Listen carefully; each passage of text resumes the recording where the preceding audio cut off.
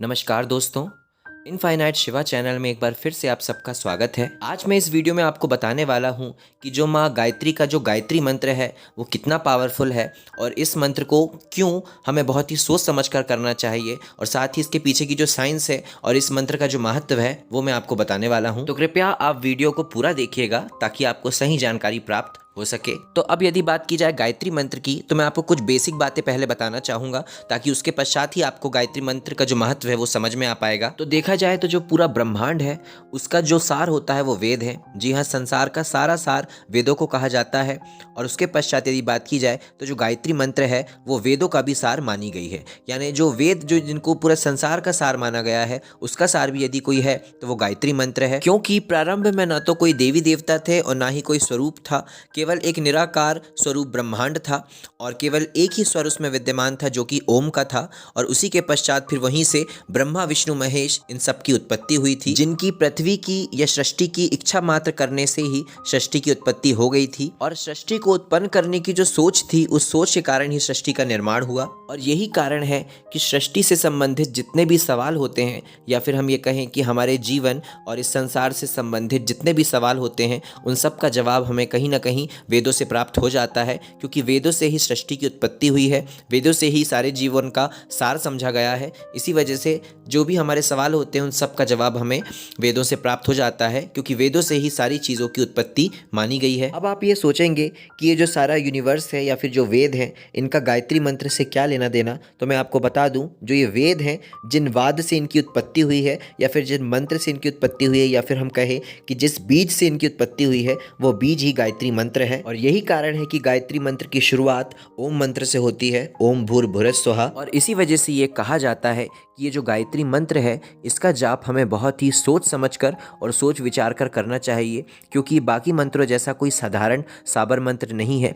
ये इतना पावरफुल मंत्र है कि यदि आप जब इसको करते हैं तो इसके पश्चात आपके अंदर जो भी भाव होगा वो फलीभूत होना शुरू हो जाएगा। यानी आपके अंदर जो भी विचार चल रहे होंगे वो सब सच होना शुरू हो जाएंगे। फिर चाहे आपके अंदर का भाव कैसा ही क्यों ना हो, चाहे अच्छा हो या बुरा हो, सकारात्मक हो या नकारात्मक हो, ये गायत्री मंत्र अपना असर ज़रूर दिखाता है। क्योंकि ये एक प्रकार से किसी भी चीज़ की उत्पत्ति करता ये मंत्र माना जाता है। यानी इस मंत्र के ज़रिए आप किसी भी चीज़ को उत्पन्न कर सकते हैं, किसी भी चीज़ को जैसा चाहे वैसा बना सकते हैं। किसी भी तरीके से आप अपने अनुसार, अपनी इच्छा अनुसार चीज़ों को जैसा करना चाहते हैं वैसा कर सकते हैं। क्योंकि इस मंत्र को करने के दौरान हमारी जो मनोदशा होती है उसी के अनुसार हमें फल प्राप्त होता है। तो यदि आपकी मनोदशा अच्छी है तब तो बहुत अच्छी बात है, लेकिन यदि आपकी मनोदशा ज़रा सी भी ख़राब है और उस अवस्था में आप इस मंत्र को करते हैं तो शायद आपके लिए बहुत ही हानिकारक सिद्ध हो सकता है। हानिकारक से मेरा ये मतलब बिल्कुल नहीं है कि ये मंत्र आपका कुछ बुरा कर देगा, परंतु ये मंत्र इतना पावरफुल है